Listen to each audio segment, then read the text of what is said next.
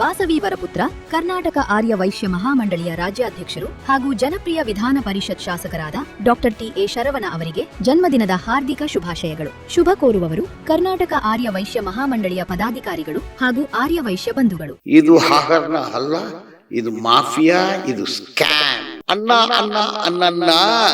Nice road ಯಾತಿಕನ್ನ ಅಂದ್ರೆ ನೀವು share ಮಾಡ್ಕೊಂಡ್ರನ್ನ. ಇದು ನೈಸ್ ಇದು Nandi infrastructure corridor limited nice road. ಇದು ನೈಸ್ ರೋಡ್ ಅಲ್ಲ, ಇದು ಬ್ಲಡ್ ಸ್ವಟ್ ರೋಡ್. ಕುಮಾರಸ್ವಾಮಿ ಅವ್ರು ಏನು ಮಾಡಿಲ್ವಾ? ಅವ್ರ ಅಪ್ಪ ದೇವೇಗೌಡರು ಅದರಲ್ಲಿ ಏನು ಮಾಡಿಲ್ವಾ? 3 ಮುಖ್ಯಮಂತ್ರಿಗಳದ್ದು ಇದರಲ್ಲಿ ಕೈವಾಡ ಇದೆ. ಇದು ಒಂದು ಮಾಫಿಯಾ ಸ್ಟೈಲ್ ಆಫ್ ಪ್ರಾಜೆಕ್ಟ್. ಇದು ಮಾಫಿಯಾ, ಇದು ಹಗರಣ ಅಲ್ಲ, ಇದು ಕೋಟಿ ಲೂಟಿ.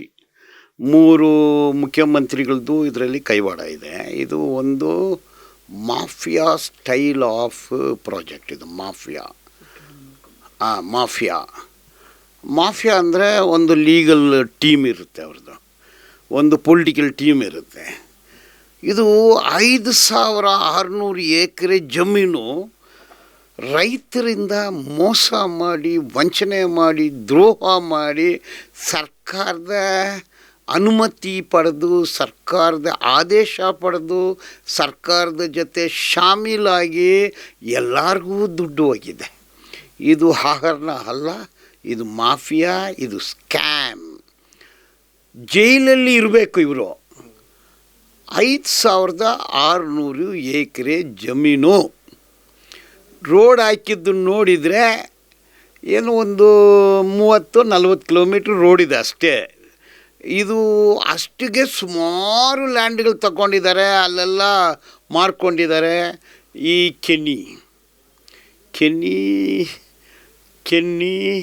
ಫನ್ನಿ ಮನ್ನಿ ಸನ್ನಿ ಅವನು ಅಮೆರಿಕಾಗೆ ಹೋಗಿ ಅದೇನೋ ನಂದಿ ಅನ್ನೋ ಒಂದು ಹೆಸರು ಇಟ್ಕೊಂಡು, ಇದು ನೈಸ್ ಅಂದರೆ ಇದು not nice, it is A loot. ಇದು ನೈಸಾ? ಇದು Nandi infrastructure corridor limited nice road. ಇದು ನೈಸ್ ರೋಡ್ ಅಲ್ಲ, ಇದು ಬ್ಲಡ್ಡು ಸ್ವಟ್ ರೋಡ್. ಅದು ಎಷ್ಟು ಜನರನ್ನು ಅವನು ನಾಶ ಮಾಡಿದ್ದಾನೆ, ಎಷ್ಟು ಜನ ಆ ಬಂಡೆ ಹೊಡೆಯುವಾಗ, ಅದು ಕಟ್ಟುವಾಗ ಹಾವು ಕಚ್ಚಿ ಸತ್ತಿದ್ದಾರೆ, ಇದೆಲ್ಲ ಕೂಡ ಗೊತ್ತಿದೆ.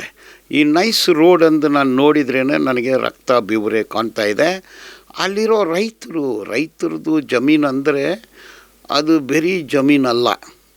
ಅವರು ಸತ್ತಿದ್ದು, ಬದುಕಿದ್ದು, ಅವ್ರ ತಂದೆ ತಾಯಿಗಳು ಮಾತಾಡಿದ್ದು, ಅಲ್ಲಿ ಮಶಾನಗಳಿದ್ದಿದ್ದು, ಅಲ್ಲಿ ದೇವಸ್ಥಾನಗಳಿದ್ದಿದ್ದು, ಅವ್ರ ಹಬ್ಬ ಮಾಡಿದ್ದು, ಅವ್ರು ಓಡಾಡಿದ್ದು, ಇದು ಒಂದು ಎಮೋಷ್ನಲ್ ಅಟ್ಯಾಚ್ಮೆಂಟು. ಅದನ್ನು ಕದ್ದು ಮುಚ್ಚಿ ಎಲ್ಲ ಮಂತ್ರಿಗಳು ದುಡ್ಡು ತಗೊಂಡಿದ್ದಾರೆ.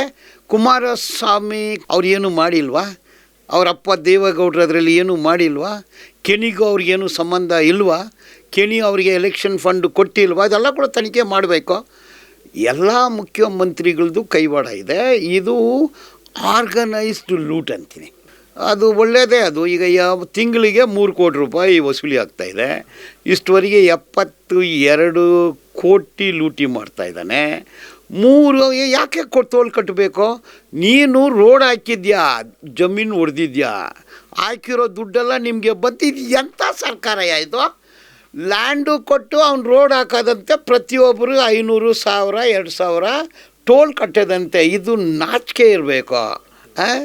ಇದು ಲೂಟಿ, ಇದು ಮೋಸ, ಇದು ಪೊಲಿಟಿಕಲ್ ಲೂಟು. ಅದಕ್ಕೆ ನಾನು ಹೇಳಿದ್ದು, ಈಗ ರಾಜಕೀಯ ವ್ಯಕ್ತಿಗಳು ರಾಜಕೀಯ ಮಾಡಬೇಕು. ಬಿಸ್ನೆಸ್ ಮಾಡೋರನ್ನೆಲ್ಲ ನೀವು ಮುಖ್ಯಮಂತ್ರಿ ಮಾಡಿದರೆ ಅದು ಡಿ ಕೆ ಅನ್ನ ಇರಲಿ, ಯಡಿಯೂರನ್ನ ಇರಲಿ, ಕುಮಾರನ್ನ ಇರಲಿ, ಅನ್ನನ್ನ ನೈಸ್ ರೋಡು ಯಾತಿಕನ್ನ ಅಂದರೆ ನೀವು ಶೇರ್ ಮಾಡ್ಕೊಂಡ್ರನ್ನ. ಇದನ್ನು ತನಿಖೆ ಮಾಡಬೇಕು. ನೈಸ್ಗೆ ದುಡ್ಡು ಕಟ್ಟಬೇಡ. ಫಸ್ಟ್ ಟೋಲ್ ಕಾನ್ಸೆಪ್ಟ್ ಅನ್ನೋದೇ ಇದು ಒಂದು ಹಗರಣ.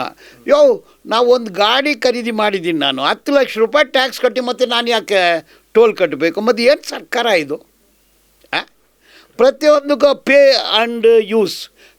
ಆ್ಯಂಡ್ ಯೂಸ್ ಅಂದರೆ ಮತ್ತು ನಾವು ತೆರಿಗೆ ಕಟ್ಟೋದು ಯಾಕೆ? ಪ್ರತಿ ಊಟ ಮಾಡಿದರೆ ತೆರಿಗೆ, ಟೀ ಕುಡಿದ್ರೆ ತೆರಿಗೆ, ನಡ್ಕೊಂಡು ಹೋದರೆ ತೆರಿಗೆ, ಬಟ್ಟೆ ಹಾಕಿದರೆ ತೆರಿಗೆ, ಪೇಪರ್ ಖರೀದಿ ಮಾಡಿದರೆ ತೆರಿಗೆ, ಪ್ರತಿಯೊಂದಲ್ಲಿ ತೆರಿಗೆ ಅಂತ ಮಾಡಿ ಮತ್ತು ತೋಲು ಕಟ್ಟಬೇಕಾ ನಾವು? ಈ toll concept is nonsense concept, ಲೂಟಿ ಕಾನ್ಸೆಪ್ಟ್. ಇದಕ್ಕೆ ಕೇಂದ್ರ ಸರ್ಕಾರನೂ ಹೊಣೆಗಾರರು. ಬಟ್ ಕರ್ನಾಟಕ ಸರ್ಕಾರ ಅಂತೀರಾ, ಅದು ಮುನ್ಸಿಪಾಲ್ಟಿ ಅಧಿಕಾರ ಏನಿದೆ? ಸರ್ಕಾರಕ್ಕೆ ಅಧಿಕಾರ ಇಲ್ಲ. ಗದ್ಗರಿ ಎಷ್ಟು ಲೂಟಿ. ಈಗ ನೋಡಿ, ಟನಲ್ ಪ್ರಾಜೆಕ್ಟು ಶಿವಣ್ಣ ಅಂದೆ ಒಂದು ಡೀಲು, ಅದಾನಿ ಬಂದಿದ್ದಾನೆ, ಡೀಲ್ ಆಗಿದೆ. ಈಗ ಪ್ರಾಜೆಕ್ಟ್ ಕೊಡ್ತಾ ಇದ್ದಾರೆ, ತಮಿಳ್ನಾಡು ಗೌರ್ಮೆಂಟ್ ಅವ್ರಿಗೆ ಪ್ರಾಜೆಕ್ಟ್ ಕೊಡ್ತಾ ಇದ್ದಾರೆ, ಏರ್ಪೋರ್ಟ್ ಅವ್ರಿಗೆ ಕೊಡ್ತಾ ಇದ್ದಾರೆ, ಭೂಮಿನೂ ಅವ್ರಿಗೆ ಕೊಡ್ತಾ ಇದ್ದಾರೆ, ರೋಡು ಅವ್ರಿಗೆ ಕೊಡ್ತಾ ಇದ್ದಾರೆ. ಇಡೀ ದೇಶನೇ ಮೋದಿ ಸಾಹೇಬ್ರು ಗಿಫ್ಟ್ ಕೊಡ್ತಾರೆ. ಅವನು ಪಪ್ಪ ಚಾಕ್ಲೇಟ್ ಕೊಡಿ ಅಂದರೆ ಅವನು ಮೋದಿ ಸಾಹೇಬರು ಅವನಿಗೆ ಒಂದು ಪ್ರಾಜೆಕ್ಟ್ ತಗೊಳ್ಳಿ, ಏರ್ಪೋರ್ಟು ತಗೊಳ್ಳಿ, ಮಂಗಳೂರು ಪೋರ್ಟು ತಗೊಳ್ಳಿ, ಬಾಂಬೆ ಪಪ್ಪ ನನಗೆ ಏನು ISRO ಕೊಡಿ, ನಮ್ಮ ತಗೊಳ್ಳಿ, ISRO ಕೊಡ್ತಾ ಇದ್ದಾರೆ. ಪಪ್ಪ ಸಮುದ್ರ ಕೊಟ್ಬಿಡಿ ಅಂದರೆ ಅದನ್ನು ಕೊಡ್ತಾರೆ. ಪಪ್ಪ ಇದು ಕೊಡಿ ಅಂದರೆ ಕೊಡ್ತಾರೆ. ಪ್ರಾಜೆಕ್ಟ್ ಕೊಡಿ ಪಪ್ಪ ಅಂದರೆ ಪ್ರಾಜೆಕ್ಟು. ತಂದೆ ಮಗನಿಗೆ ಚಾಕ್ಲೇಟ್ ಹೆಂಗೆ ಕೊಡ್ತಾರೆ ಆ ರೀತಿ ಅದಾನಿಗೆ ಮೋದಿ ಸಾಹೇಬರು ಎಲ್ಲ ಕೊಡ್ತಾ ಇದ್ದಾರೆ, ಗದ್ಗರಿ ಸಾಹೇಬರು ಕೊಡ್ತಾ ಇದ್ದಾರೆ. ಇದು ಇಟ್ ಈಸ್ ಎ ಸೇಲ್. ಅದರಲ್ಲಿ ಒಂದು ಭಾಗ ಇದು ಲೂಟು. ಕುಮಾರಸ್ವಾಮಿ ಅವ್ರದ್ದು ಒಂದು ಒಪ್ಕೊಳ್ತೀನಿ, ಡೋಂಟ್ ಪೇ ಟೋಲ್ ಕಟ್ಟಬೇಡ. ಕಟ್ಟಿ ಯಾಕೆ ಕಟ್ಟಬೇಕು? ಅವ್ನು ಲೂಟಿ ಮಾಡಿದ್ದಾನೆ. ಪರಪ್ಪನ ಅಗ್ರಹಾರದಲ್ಲಿ ಇರೋವನಿಗೆ ದುಡ್ಡು ಕೊಡಬೇಕಾ?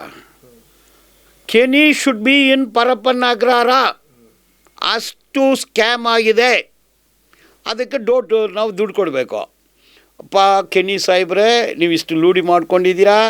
5600 ಎಕರೆ ಒಂದು ಮನುಷ್ಯನಿಗೆ ಕೊಡ್ತಾರೆ ಅಂದರೆ ಅದೇನು ಒಂದು ಸ್ಕ್ವಯರ್ ಫೀಟಲ್ಲಿ ಕೊಟ್ಟ ಸಾವಿರಾರು ರೂಪಾಯಿ ಹೋಗ್ತಾ ಇದೆ. ಅವನಿಗೆ ಅದಕ್ಕೆ ಮೇಲೆ ಏನು ಇದು ಎಲ್ಲ ಬಿರಿಯಾನಿ ತಿಂದ ಮೇಲೆ ಟೀ ಕುಡಿಯೋ ಥರ ಇದು. ಸೊ ಈ ದುಡ್ಡು ಕಟ್ಟಬೇಡ, ಕೆಣಿಗೆ ಹೋರಾಟ ಮಾಡಿ 5600 ಎಕರೆ ಜಮೀನನ್ನು ನೀವು ರೂಲ್ ಮಾಡಿ ತಗೊಳ್ಳಿ, ವಾಪಸ್ ತಗೊಳ್ಳಿ. ರೈತರ ಲ್ಯಾಂಡಿಗೆ ಹೋಗ್ತಿರಲ್ಲಪ್ಪ ಶಿವಣ್ಣ, ಬಿಡದಿಗೆ ಲ್ಯಾಂಡ್ಗೆ ಹೋಗ್ತೀರ, ಇವಂದು ಕಿತ್ಕೊಳ್ಳಪ್ಪ ನೀನು. ತಾಕತ್ತಿದ ನಿನಗೆ? Why don't the present government of Karnataka confiscate entire lands looted by Kenny? ಅವ್ನು ತಗೊಂಡಿರೋ 5600 ಎಕರೆನ ಕಿತ್ಕೊಳ್ಳಿ ನೀವು.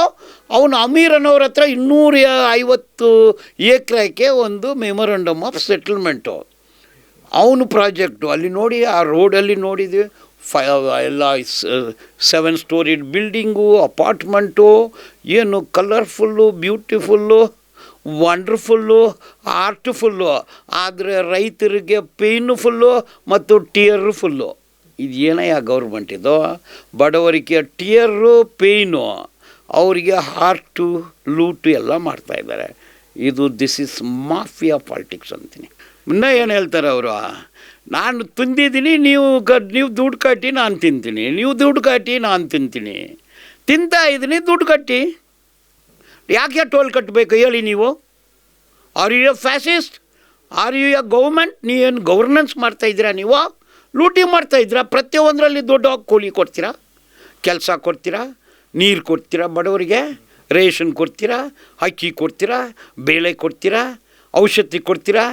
ದುಡ್ಡು ಕೊಟ್ಟರೆ ಔಷಧಿ, ಆಸ್ಪತ್ರೆ ಕಟ್ತೀರಾ ನೀವು. 5600 ಎಕರೆಯಲ್ಲಿ ಎಷ್ಟು ಆಸ್ಪತ್ರೆ ಕಟ್ಟಿದ್ದಾರೆ? 0. 5600 ಎಕರೆಯಲ್ಲಿ ಸ್ಕೂಲ್ ಕಟ್ಟಿದ್ದೀರಾ ನೀವು? 0. ಲೂಟಿ ಮಾಡೋಕ್ಕೆ ರೈತರ ಎನದ ಮೇಲೆ ದುಡ್ಡು, ರೈತರ ಎನದ ಮೇಲೆ ದುಡ್ಡು, ರೈತರ ರಕ್ತದ ಮೇಲೆ ದುಡ್ಡು, ರೈತರ ಸಾವು ಮೇಲೆ ದುಡ್ಡು, ರೈತರ ನೋವು ಮೇಲೆ ದುಡ್ಡು. ಇವರೆಲ್ಲ ಎಂಥ ಮನುಷ್ಯರು ಇವರು? ಅವರು ಬೇರೆ ದೇಶದಲ್ಲಿಲ್ಲ ಅಂದರೆ ಓಡಿಸ್ಬಿಟ್ಟಿರೋರು. ಕೆನಿ ಜೈಲು ಹೋಗಪ್ಪ ನೀನು. Kenny should go be in Parappana Agrahara. ಅವ್ರ ಹತ್ರ ಯಾರಲ್ಲ. ಇದಕ್ಕೂ ಒಂದು ಲೀಗಲ್ ಟೀಮೇ ಇದೆ. ನಾನು ನೋಡ್ತಾ ಇದ್ದೀನಿ, ಎಲ್ಲ ಲಾಯರ್ನೂ ಬುಕ್ ಮಾಡಿಬಿಡೋದು. ಹೈಕೋರ್ಟಿಗೆ ಡೆಸಿಗ್ನೇಟೆಡ್ ಸೀನಿಯರ್ ಎಲ್ಲರೂ ಒಂದು ವಕಾಲತ್ತು ಹಾಕ್ಸ್ಬಿಡೋದು, ಅವ್ರಿಗೊಂದು 2 ಲಕ್ಷ.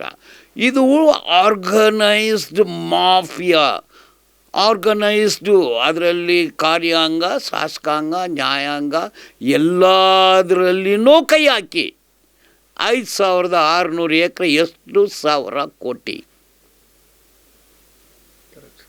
ಜನರು ಇದ್ರ ಮೇಲೆ ಹೋರಾಟ ಮಾಡಬೇಕಾಗುತ್ತೆ. ಜನರೆಲ್ಲ ಸೇರ್ದು ಓಡಿಸ್ಬೇಕು. ಅವರು ನೀವು 4 ಜನ ಹೋದರೆ ಮಾಡ್ತಾರೆ. ಕುಮಾರಣ್ಣ ನೀವೇ ನಿಂತ್ಕೊಳ್ಳಣ್ಣ, ನಿಮ್ಮ ಹತ್ರ ಎಲ್ಲ ಇದೆಲ್ಲ, ನೀವು ಹೋಗಿ ಟೋಲ್ ಹೋಗಿ ಒಂದು ನಿಂತ್ಕೊಳ್ಳಿ. ನೀವು ಆರಾಮಾಗಿ ಹೇಳ್ಬಿಟ್ಟು ಬೀಕಾನ್ ಲೈಟ್ ಹಾಕ್ಕೊಂಡು CRPF ಪ್ರೊಟೆಕ್ಷನಲ್ಲಿ AK-47 AK-57 ಎಲ್ಲ ಇಟ್ಕೊಂಡು ಹೋಗ್ತೀರಾ? ನಿಂತ್ಕಣ್ಣ ಹೋಗಿ ಅವ್ರ ಮೇಲೆ FIR ಹಾಕ್ಸ್ಕೋಬೇಕಲ್ಲ. ಕುಮಾರಣ್ಣ ನೀವು ಅಲ್ಲಿ ಹೋಗಿ ನಿಂತ್ಕೊ, ನಿನ್ನ ಮೇಲೆ 4 FIR ಹಾಕ್ಸ್ಕೊಳ್ಳಿ.